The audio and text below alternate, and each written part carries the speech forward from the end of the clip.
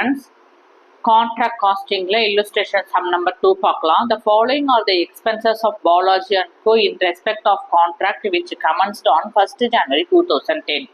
So Balaji and கோங்கிறவர் என்ன பண்ணுறாரு, ஒரு கான்ட்ராக்ட் எடுத்திருக்காரு. அது எப்போ எடுத்திருக்காருன்னா 1st January 2010 எடுத்திருக்காங்க. Material purchased, material on hand, direct wages, plant issued, direct expenses, other information கொடுத்துருக்காங்க. The contract price was ₹7,50,000 and the same was duly received when the contract was completed in August 10. Mention underline பண்ணிக்கோங்க. 1st January 2010 ஆரம்பிச்சிருக்காங்க, August 10 complete பண்ணுறாங்க. Charge indirect expenses at 15% on wages. Indirect expenses அவங்க amount கொடுக்கல, பர்சன்டேஜ்ல கொடுத்துருக்காங்க. வேஜஸ்ல இருந்து calculate பண்ணி எடுத்துக்கணும். Provide 5,000 for depreciation on plant. எப்பவுமே டிப்ரிசியேஷன் பர்சன்டேஜ்ல கொடுப்பாங்க, இந்த தடவை அமௌண்ட்ல கொடுத்துருக்காங்க, அனலைஸ் பண்ணிக்கோங்க. Prepare contract account and the contractee account. இந்த இன்ஃபர்மேஷன் வச்சு நம்ம என்ன செய்யணும், கான்ட்ராக்ட் அக்கௌண்ட்டும் ப்ரிப்பேர் பண்ணணும், கான்ட்ராக்டி அக்கௌண்ட்டும் ப்ரிப்பேர் பண்ணணும். இப்போ கான்ட்ராக்ட் அக்கௌண்ட் ப்ரிப்பேர் பண்ணும்போது ஏதாவது நேம் மென்ஷன் பண்ணியிருக்காங்களா, பர்சனோட நேமோ இல்லை ஷாப்போட நேமோ, ஏதாவது அக்கௌண்ட் நேம், அக்கௌண்ட் புக்கோட நேமோ மென்ஷன் பண்ணியிருந்தா எப்போ அக்கௌண்ட் ஸ்டார்ட் பண்ணாலுமே, எந்த அக்கௌண்ட் ஸ்டார்ட் பண்ணாலுமே அந்த நேம்ல தான் நீங்க அக்கௌண்ட் கிரியேட் பண்ணணும். ஓகேங்களா, ஹெட்டிங் எழுதணும். இங்க பாலாஜி அண்ட் கோன்றது ஆரம்பிச்சிருக்காங்க. அப்போ கான்ட்ராக்ட் அக்கௌண்ட் ப்ரிப்பேர் பண்ணும்போது Balaji and Co contract account அப்படின்றது தான் நீங்க எழுதணும். ஓகேங்களா, டி ஃபார்மேட்ல எழுதணும், அதாவது லெட்ஜர் ஃபார்மேட்ல எழுதணும். ஓகே, அப்பனா டெட்டா சைட்லாம் 2 எழுதணும், கிரெடிட்டார் சைட்ல பை எழுதணும். ஹெட்டிங் போடலன்னா 1 மார்க் போயிடும், டூ அண்ட் பை போடலன்னா 1 மார்க் போயிடும். டிரான்ஸ்ஃபர் டு P&L அக்கௌண்ட் வெறும் ப்ராஃபிட் மட்டும் போட்டாக்க மார்க் உங்களுக்கு கொடுப்பாங்க. Transfer to profit and loss account நீங்க மென்ஷன் பண்ணலைன்னா 1 மார்க் எடுத்துக்கும். ஓகேங்களா, கவனிச்சுக்கோங்க. இப்போ சம்ம ஆஸ் பர் த ஃபார்மேட் நீங்க சம் அப்ளை பண்ணணும். ஃபர்ஸ்ட் என்ன கொடுத்துருக்காங்க, எல்லா எக்ஸ்பென்சஸுமே எங்க வரணும், டெட்டா சைட்ல. ஆல் த இன்கம்ஸ் எல்லாம் கிரெடிட்டார் சைட்ல. கான்ட்ராக்ட் பிரைஸுங்கிறது உங்களுக்கு இன்கம், அதே போல க்ளோசிங் ஸ்டாக்குங்கிறது இன்கம். ஓகேங்களா, எக்ஸ்பென்சஸ்லாம் என்னது, உங்களுக்கு பர்ச்சேசஸ் எல்லாம் எக்ஸ்பென்சஸ், இங்க வாங்குறது எல்லாம் எக்ஸ்பென்சஸ், உங்களுக்கு வர்றதெல்லாம் இன்கம். ஓகே, இப்போ ஃபர்ஸ்ட் சம்முக்கு போகலாம். மெட்டீரியல் பர்ச்சேஸ் எவ்வளவு, ₹50,000. ஸோ மெட்டீரியல் டூ போடணும். டூ மெட்டீரியல் பர்ச்சேஸ்டு ₹50,000 டேட்டார்ல என்டர் பண்ணிட்டோம். Materials on hand 2,500. அதாவது அவன் லாஸ்ட் சம்ல இல்லுஸ்ட்ரேஷன் 1ல அவங்க க்ளோசிங் ஸ்டாக்னு டைரக்டா கொடுத்துட்டாங்க, நம்ம கிரெடிட்டார்ல என்டர் பண்ணிட்டோம். ஓப்பனிங் ஸ்டாக்னா டெட்டார் சைடு, க்ளோசிங் ஸ்டாக்னா கிரெடிட்டார் சைடு இல்லையா. இங்க அவங்க மெட்டீரியல் ஆன் ஹேண்டுன்னு கொடுத்துருக்காங்க. மெட்டீரியல் ஆன் ஹேண்டுனா என்ன அர்த்தம்னா க்ளோசிங் ஸ்டாக், அண்டர்லைன் பண்ணிக்கோங்க.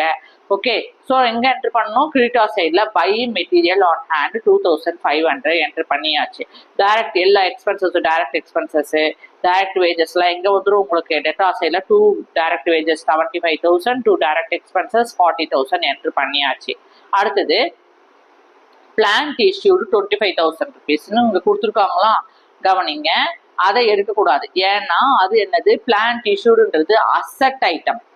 Plant and machinery, land and பில்டிங்லாம் என்னது உங்களுக்கு, ஃபர்னிச்சர்ஸ் அண்ட் பிக்சர்ஸ் எல்லாம் அசட் ஐட்டம். அப்போ ஏன் இங்க கொடுத்துருக்காங்கன்னா உங்களுக்கு கன்ஃபியூஸ் பண்ணாதான் கொடுத்துருக்காங்க. நீங்க கான்ட்ராக்ட் அக்கௌண்ட்ல எடுத்து எழுதிடுவீங்க. மெட்டீரியல் இஷ்யூடு, பிளான்ட் இஷ்யூடு, பிளான்ட்னு ஒரு தனியா ஒரு காலம் உங்களுக்கு எப்படிங்க, material purchase, material on hand, material at side, material return, இந்த மாதிரிலாம் வந்ததுன்னா நீங்க மெட்டீரியல் காலத்துல, அதாவது prime cost under the prime cost நீங்க எழுதுறீங்களோ அதே மாதிரி plant at side, plant issued, plant return, இந்த மாதிரிலாம் ஒரு தனியா வரும் உங்களுக்கு. அப்ப நீ பிளான்ட் காலம் ஓப்பன் பண்ணி பிளான்ட் கன்சியூம்டுன்னு ஓப்பன் பண்ணி எழுதணும். இங்க இண்டிவிஜுவலா பிளான்ட் இஷ்யூடுன்னு கொடுத்தா நீங்க இதை எடுக்கக்கூடாது. அது எங்க போயிடும் உங்களுக்கு, அசட்ல, பேலன்ஸ் ஷீட் அசட் சைட்ல போயிடும். நீங்க இப்போ பிகினிங் ஸ்டேஜ்ல தான் இருக்கீங்க கான்ட்ராக்ட் அக்கௌண்ட்ல, அதனால இப்போ வராது, போக போக உங்களுக்கு பேலன்ஸ் ஷீட், எக்ஸ்ட்ராக்டட் பேலன்ஸ் ஷீட்லாம் ப்ரிப்பேர் பண்ணும்போது இதை நீங்க யூஸ் பண்ணிக்கணும். Material issue plant issue 25,000 balance sheet asset சைட்ல என்டர் பண்ணணும்.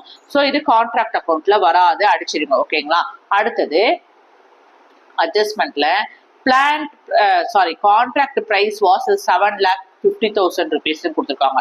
அப்ப என்னது, பாலாஜி அண்ட் கோங்கிறவரு அவருக்கு ரெவன்யூ வந்திருக்கு. ஓகேங்களா, எவ்வளவு, ₹7,50,000. அப்ப நீங்க என்ன எழுதணும், கிரெடிட்டார் சைட்ல பை இன்கம் இல்லையா, all the incomes and revenues என்னென்னலாம் ரிசீவ் பண்றீங்களோ அது கிரெடிட்டார் சைட்ல வந்துடும். அப்போ கான்ட்ராக்டீஸ் அக்கௌண்ட் 7,50,000 வித்தின் த பிராக்கெட்ல அது என்ன பேரு, கான்ட்ராக்ட் பிரைஸ்ன்னு மென்ஷன் பண்ணணும். அடுத்தது இந்த கான்ட்ராக்ட் எப்போ கம்ப்ளீட் ஆயிடுச்சு? ஆகஸ்ட் 2010. ஞாபகம் வச்சுக்கோங்க. Charge indirect expenses 15% on wages. வேஜஸோட வேல்யூ எவ்வளோ? டைரக்ட் வேஜஸ் 75,000 இருக்கா, அதில் 15% கால்குலேட் பண்ணிங்கன்னா 11,250 rupees டெட்டாரில் என்ட்ரு பண்ணிடணும். 2 இன்டைரக்ட் எக்ஸ்பென்சஸ் 15% ஆன் வேஜஸ்ன்ட்டு மென்ஷன் பண்ணாமல் வேஜஸோட வேல்யூ எவ்வளோ? 15/100 into 75,000 போட்டிங்கன்னா உங்களுக்கு 11,250 கிடச்சிரும். ஓகே, அடுத்தது rupees provide rupees 5,000 for depreciation on பிளான்ட்னு கொடுத்துருக்காங்க. கவனிங்க, இங்கே டிப்ரிசியேஷன் ஆன் பிளான்ட்னு 5,000 கொடுத்துருக்காங்களோ, அங்கே பிளான்ட் இஷ்யூ 25,000 கொடுத்துருக்காங்களோ, அப்போ அதை விட்டுடணும். அட்ஜஸ்ட்மெண்ட்ல இருக்கிற வேல்யூ தான் நீங்கள் கொண்டு வரணும் கான்ட்ராக்ட் அக்கௌண்ட்ல. பிளான்ட் டிப்ரிசியேஷன்ன்றது ஒரு லாஸ். அப்போ எங்கே வரும்? All the loss and expenses உங்களுக்கு டெட்டார் சைடில் வரும். அப்போது 2 depreciation on plant 5,000 rupees enter பண்ணிடணும். இப்போ கொஸ்டின் இருக்க எல்லா வேல்யூஸும் என்ன பண்ணிட்டோம்? நம்ம இங்கே கொண்டு வந்துட்டோமா? கவனிங்க, கொண்டு வந்தாச்சு. ஓகேங்களா, இப்போ என்ன செய்யணும்? டோட்டல் போடணும். டோட்டல் போடும்போது என்ன செய்வோம்? எந்த சைடு அதிகமாக இருக்கோ அந்த சைடு தான் டோட்டல் போடுவோம். அந்த மாதிரி பார்த்தாக்க கிரெடிட்டார் சைடில் தான் வேல்யூ அதிகமாக இருக்குது. 7,50,000 + 2,500 உங்களுக்கு எவ்வளோ வருது? 7,52,500 வந்துடுச்சு. அந்த சேம் டோட்டலில் டெட்டார் சைட்லேயே என்ட்ரு பண்ணிடுறோம். இப்போ டெட்டார் சைடில் இருக்க எல்லா எக்ஸ்பென்சஸ் வேல்யூ ஆட் பண்ணி டோட்டல் வேல்யூ 7,52,500 சப்ட்ராக்ட் பண்ணிங்கன்னா உங்களுக்கு டிஃப்ரென்சஸ் எவ்வளோ வருது? 5,71,250 கிடைக்குது. இது என்னது? Profit value. அப்போ இங்கே வந்து டெட்டார் சைடில் டு ப்ராஃபிட் 5,71,250 எழுதிட்டு உடனே என்ன செய்யணும்? Profit account transfer to P&L account அப்படின்னு எழுதணும். பேலன்சிங் ஃபிகர்னு கண்டிப்பாக மென்ஷன் பண்ணணும், இல்லைனா 1 மார்க் போயிடணும். ஆல்ரெடி சொல்லிட்டேன். அடுத்து என்ன சொல்லியிருக்காங்க? அவங்க கான்ட்ராக்ட் அக்கௌண்ட் ப்ரிப்பேர் பண்ணிட்டோம். அடுத்தது கான்ட்ராக்ட் டி அக்கௌண்ட் ரெடி பண்ணணும். கான்ட்ராக்ட் டி அக்கௌண்ட் ரெடி பண்ணும்போது நல்லா கவனிச்சுக்கோங்க. கான்ட்ராக்ட் டி அக்கௌண்ட் இப்போ ப்ரிப்பேர் பண்ண போகிறோம். ரொம்ப ரொம்ப ஈஸி. கான்ட்ராக்ட் அக்கௌண்ட் எப்படி ப்ரிப்பேர் பண்ணுறதுன்னு சொல்கிறேன் உங்களுக்கு. ஓகேங்களா, இப்போ ஹெட்டிங் எழுதிக்கிறோம். கான்ட்ராக்ட் டீஸ் அக்கௌண்ட்னு எழுதிட்டோமா? இப்போ கான்ட்ராக்ட் டீஸ் அக்கௌண்ட்ல டெட்டார் சைடில் போயிட்டு 2 கான்ட்ராக்ட் அக்கௌண்ட் 7,50,000 எழுதிருக்கோமா?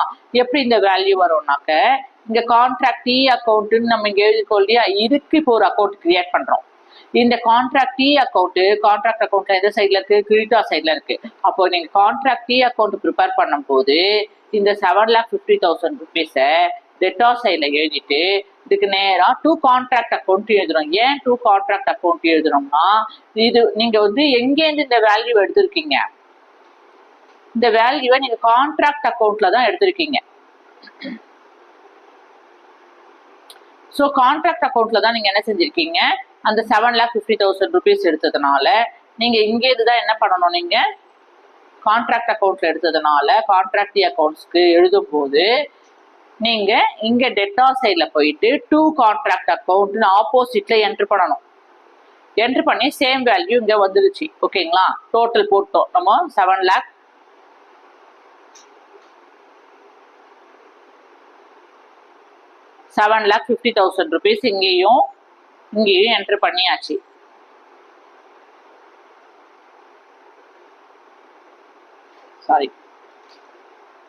ஓகே, இப்போ என்ன செய்யறோம்? இதுக்கு ஆப்போசிட்ல கிரெடிட்டார் சைட்ல என்ன செய்யறோம்? அதே சேம் 7,50,000 போட்டுட்டு இதுக்கு அகைன்ஸ்டா என்ன பண்றோம்? நம்ம பை பேங்க் அக்கௌண்ட்னு எழுதுறோம். ஓகேங்களா, இதுதான் கான்ட்ராக்ட் அக்கௌண்ட். ரொம்ப ரொம்ப ஈஸி. ஏதாவது டவுட் இருந்தா கமெண்ட் பண்ணுங்க, மறக்காம சப்ஸ்கிரைப் பண்ணுங்க. தேங்க்யூ.